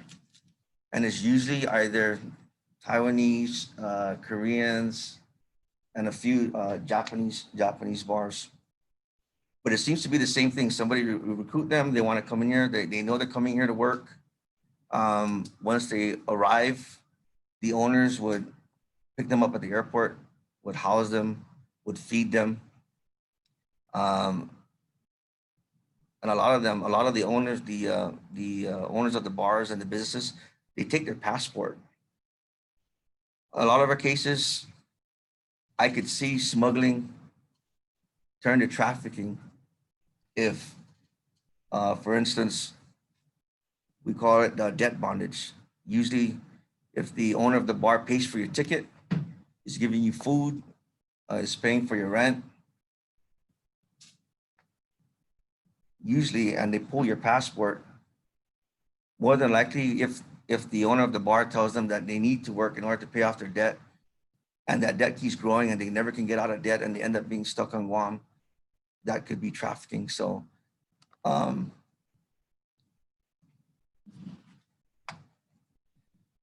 next slide. Here are some examples of forced fraud and coercion. Forced physical assault, sexual assault, and confinement. A lot of times when we're interviewing individuals, we ask if they're, in these cases, we ask if they're limiting their movement. Are they locking the doors? Are you guys allowed to leave? Are you guys allowed to go out at night? Are you confined in your space? This is a key element as far as identifying human trafficking. Fraud, false promises about working or living conditions, withholding promised wages, and coercion, threats of harm or deportation, debt bondage, psychological manipulation, confiscation of documents, and forced drug use. Traffickers and victims can be of any age, race, ethnicity, sex, gender identity, nationality, immigration status, culture, background, socioeconomic class, education attainment level. Traffickers and victims can be found in either legitimate and illegitimate industries and may intersect with other criminal activities such as drug trafficking, human smuggling, or money laundering. It may be associated with relatives, friends, gangs, transnational criminal organizations, alone or in groups. The United States is a source, transit, and destination country for men, women, transgender individuals, and children, both U.S. citizen and foreign nationals subject to sex trafficking and forced labor. Traffickers use various forms of force, fraud, and coercion to control and exploit victims, including debt bondage, budget and employment opportunities, false promises, and violence and threats of violence. Here are some of the industries human trafficking has been reported. As far as HSI in our cases that I feel that we've been investigated, would usually surround bars, strip clubs, cantinas, illicit massage parlors, and construction.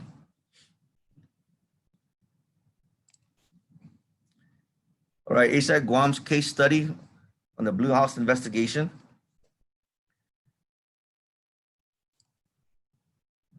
The Blue House investigation was the first human and child sex trafficking case for both local and federal law enforcement in Guam.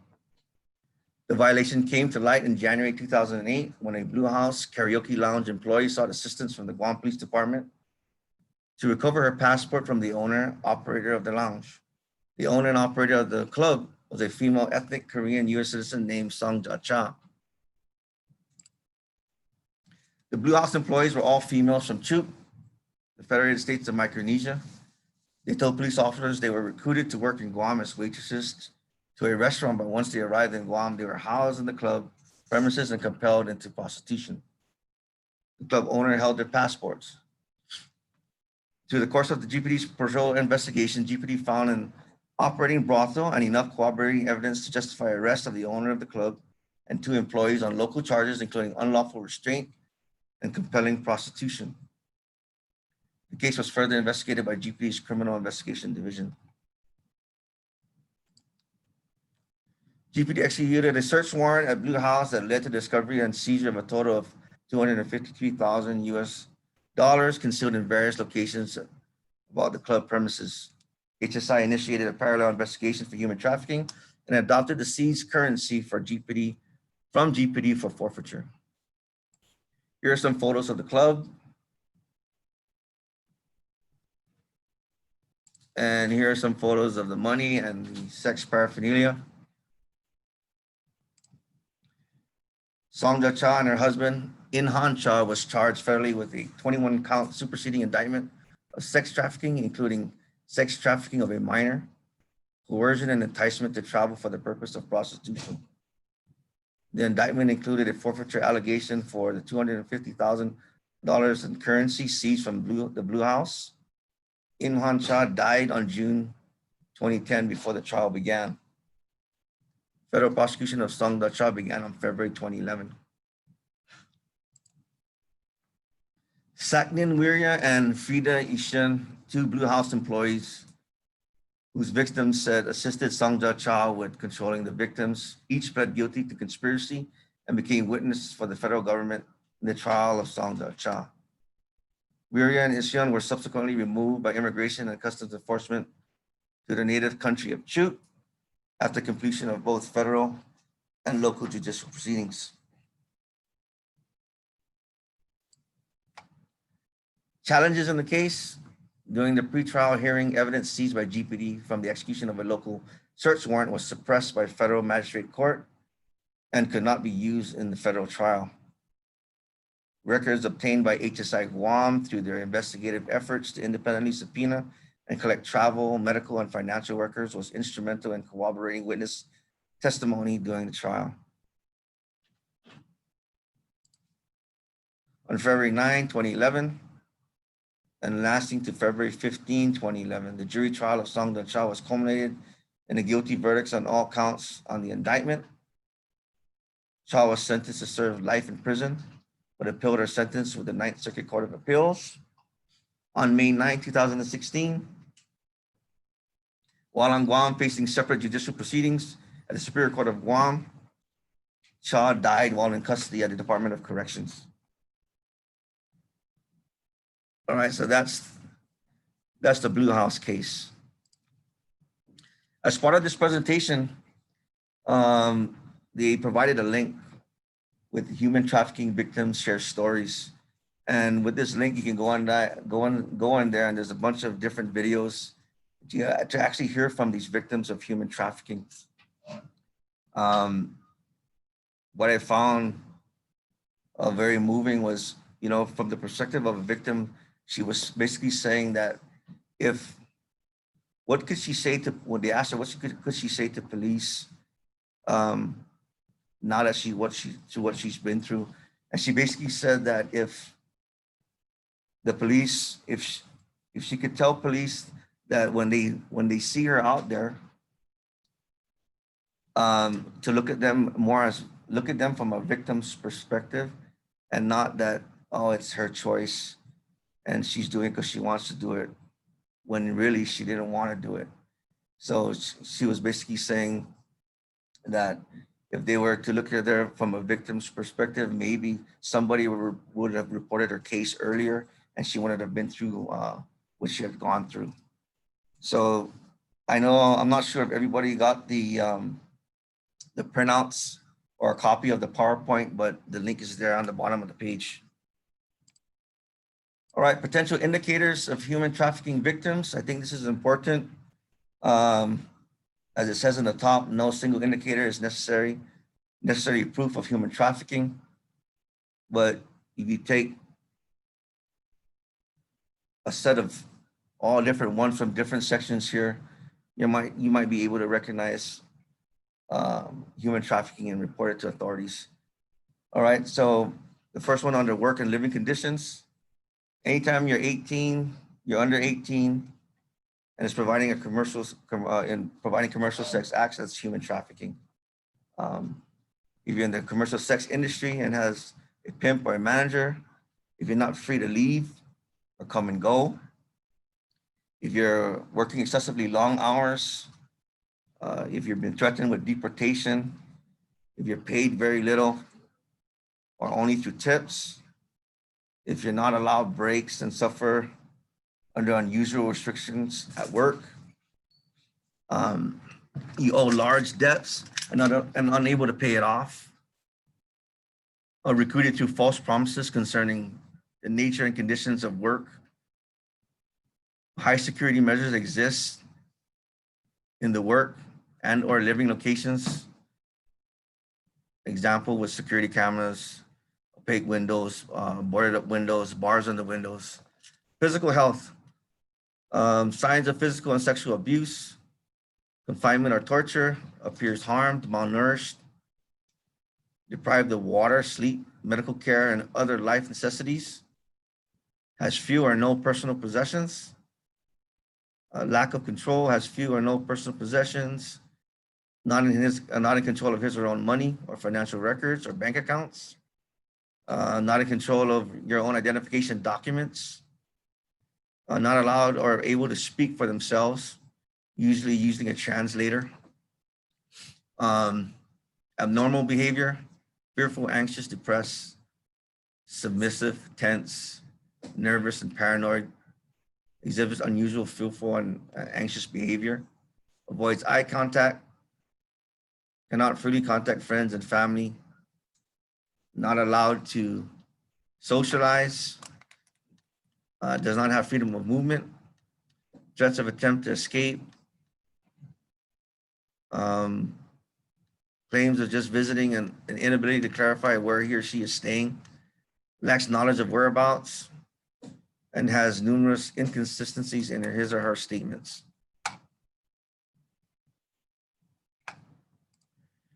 Here are some indicators of a human trafficker.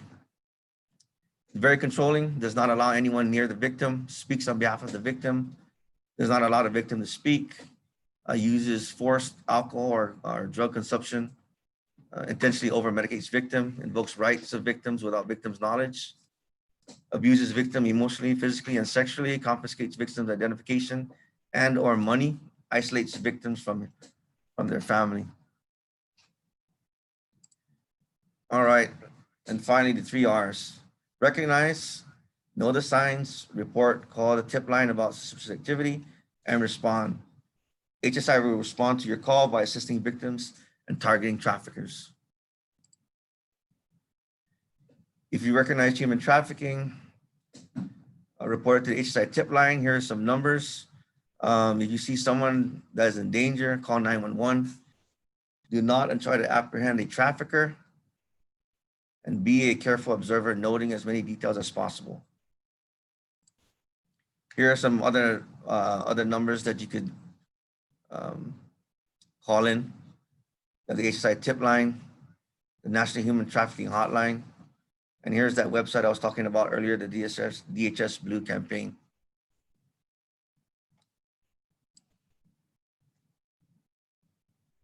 Yeah, here's another information on the Blue campaign and modern day slavery. And HSI will respond. HSI disrupts and dismantles human trafficking organizations while using a victim-centered approach. Equal value is placed on the identification and stabilization of the victim and on the deterrence, investigation, and prosecution of traffickers. Any questions?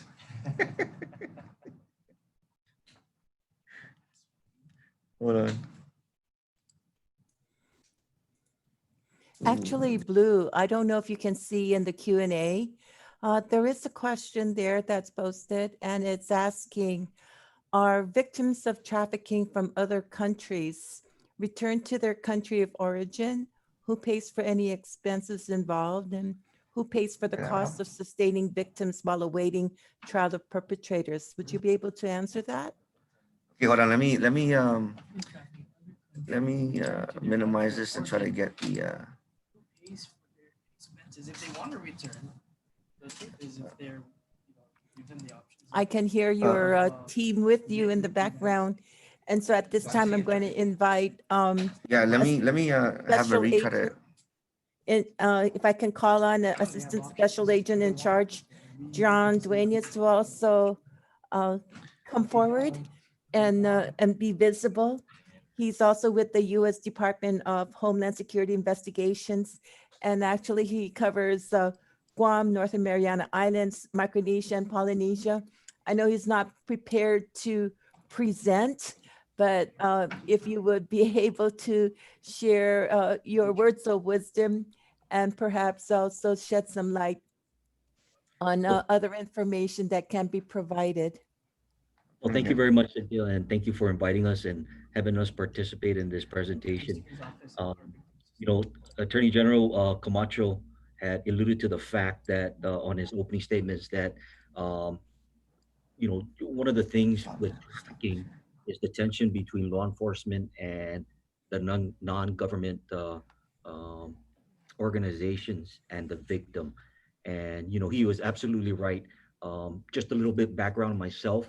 I was a police officer for 12 years in Guam Police Department and over 22 years with Homeland Security Investigations. And as I investigated a lot of cases back in the 80s, into the 90s, and even as far as maybe five to 10 years ago, um, a lot of focus wasn't on the victim. A lot of focus was on the prosecution, and we weren't very good about being very sensitive to the victims. And now that has changed because, you know, we've come to realize that without a victim, we have no case, and without a victim, we can't prosecute and arrest anybody. And so that is very important. And you know, the four P's, that partnership, if anything, and that you go away with today is the partnership. We cannot do it alone. We need everybody's help. We need all the law enforcement to cooperate, and we also need all the non-government organizations to join us and join hands in this. I know there were comments about the word evil, but I will use the monstrous crime because just of my experience with interacting with victims, a lot of people, you know, we talk about trafficking, that it's sex trafficking, but you know what goes behind that is the fact that um, these victims are used to peddle drugs, distribute drugs, used to use stolen credit cards to gain money to purchase stuff, and then they're threatened that if they don't have sex with certain people or go out and have sex and be prostitutes, then they'll turn them into the police. So you know, behind sex trafficking is a very monstrous crime, and the victims are very important, and that's something that we have now shifted our focus on. I will tell you guys that you know, Sergeant Gino alluded to the fact that because we're sitting in the middle of the pond here in the Marianas, that human trafficking or sex trafficking is not prevalent or doesn't happen. I'm here to tell you it does. I mean, there was the Blue House that Blue just presented the case study on, and then also I can't talk about specifics, but you know, I was briefed on several instances about a local girl who is now in one of the 50 states that was using credit cards, stolen credit cards, to fill her drug habit, only to find out that behind that was a pimp who was telling her what to do. So she was truly a victim. And then in addition to that, I was briefed on another case where a local girl is currently married to a pimp, and he is also prostituting his own wife, our own chamarita, out in the streets of one of the 50 states. So, you know, whether it's here, there, or wherever it's at, the fact remains that sex trafficking, human trafficking is a problem. And whether we use the word evil, monstrous, horrible, The bottom line is that we all need to come together. We all need to join hands. And when you see something, you need to say something, because we can't do this alone. We cannot do this alone. And don't wait till you become a victim. Don't wait till one of your child or your relatives become a victim, because by then it'll be too late. Think about the mental anguish that the victims endure when they do become prostitutes or victims of sex trafficking. So, again, the if there's anything that you take away with you today, is the partnership. That is very important to us. And thank you again, Cynthia, for having us. Thank you so much. And I know we also have Sergeant Gina Charfris, and I have someone who's posing as Blue Shiroma who's also on. You want to introduce yourself? Hi, good morning, everybody. I don't know if you can you hear me? Yes. Okay, my name is Robert Ramirez. I'm a special agent with Homeland Security. So I just jumped in for Blue in case there are any questions about immigration, specifically the last question where they were talking about victims of trafficking from other countries being returned to their country of origin. And so just a quick answer on that. And it will definitely depend on the victim. Now, if they want to return home, that's something we can help to facilitate. But there are options and there are services available to those victims for them to remain in the United States. And Blue had mentioned it during his presentation. One of them is a continued presence. And further on down the line, depending on whether that victim is part of the federal investigation, there are other avenues such as a T visa that may be available to them.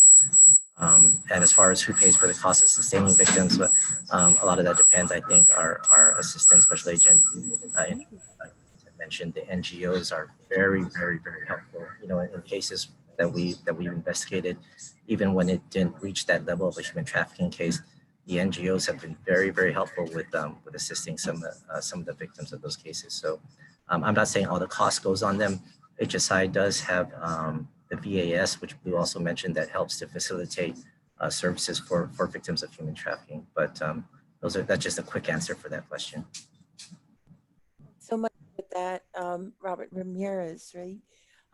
Just wanted to point out upstairs, in the training room, because you're really close to each other, you're going to have to turn down the volume and just focus on one computer as the speaker. Otherwise, you're going to have feedback on that. And so just wanted to point out too, in addition to what Robert just shared, is that we are currently working with the U.S. Committee on Refugees and Immigrants to be able to provide assistance to these foreign nationals to come in for assistance. And although we do not have currently in place resources that will assist, we are working to implement the Trafficking Victims Assistance Program, and tune in next week to be able to hear more about that. And we will be explaining that as we begin to roll out. So we are certainly looking to partnership again. That key word, as Special Agent John Duanian, Special Agent in Charge John Duanian also mentioned, with regards to being able to address this. So just wanted to check in with Sergeant Charfus if you had any other comments to make.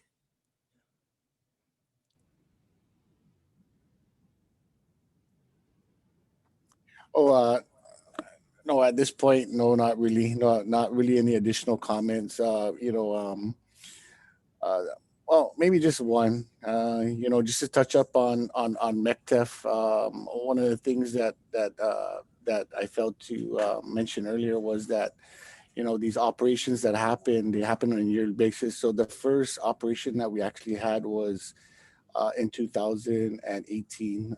It was called Operation Independence. That was led by Josh Kip with the FBI. And, through that operation alone, we were able to apprehend one male individual in reference to child exploitation. And so, there was some news coverage on that. And those kind of operations continue to happen. But that was like probably the only other thing that I forgot to mention during the initial presentation when we spoke. I also wanted to point out, and I'm not sure if our HSI partners are able to come on. The question was regarding the two women who were convicted of assisting in the Blue House case. Are they on any sort of supervision? Comment was, I would think that they realized a good way to make money was through pimping, prostituting low-income women. And of course, that is certainly one of the causes, so to speak, of labor trafficking and sex trafficking here in our islands.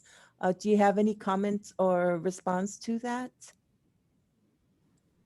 I believe the two women in question, they were both citizens of the FSM, and following their cases, they were actually removed from the United States. So I'm not sure if they were placed under supervision while they were here. I want to assume that they were, but after the fact, because of their status, their foreign national status, they were actually removed from the United States based on their crimes. I see. Well, thank you so much. I know we certainly appreciate Guam Police Department and Homeland Security Investigations for joining us to give us more information on the law enforcement aspect of addressing human trafficking, especially on our shores. But just wanted to point out too, I want to call out that, do a shout out actually to our partners who are tuning in from Micronesia as well. So I've gotten a message that Pohnpei hears us loud and clear. We have our partners in Saipan also tuning in. So we just want to thank you all for being on this session with us. And we want to thank all of our partners for assisting us getting this day one of our webinar out to you. Just wanted to do a quick summary then, or updates as we come to a near close with this session. Just wanted to point out too that much of the information we have is actually on our website, guamcoalition.org. You'll see up in the top corner a section or a button that says log in. Username is awareness. Password, capital H, capital T, capital A, 2021.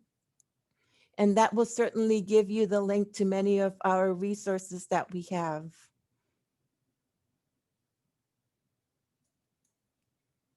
Information on continuing education unit credits is posted here.